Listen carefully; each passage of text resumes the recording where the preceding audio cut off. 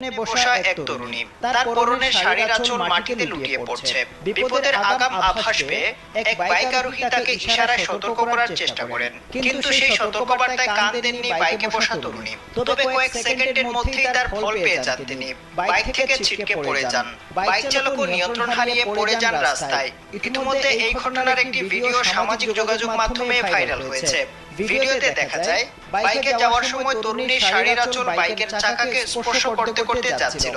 যে কোনো সময় সেটি চাকার সঙ্গে আটকে যেতে পারে। তা দেখে তরুণীর পেছন থেকে আসা এক বাইক আরোহী তাকে আঁচল ঠিক করার পরামর্শ দেন, কিন্তু তরুণী সেই কথায় পাত্তা না দিয়ে উল্টো পেছনের বাইক চালককে কিছু বলতে থাকেন। Original product, best service and best offer. Your right choice, Transcom Digital. কিছুক্ষণ পর তার শাড়ির আঁচল বাইকের চাকায় জড়িয়ে যাওয়ায় তিনি বাইক থেকে ছিটকে রাস্তায় পড়ে যান। ভিডিও দেখে তরুণীর সমালোচনা করেছেন নেটিজেনরা।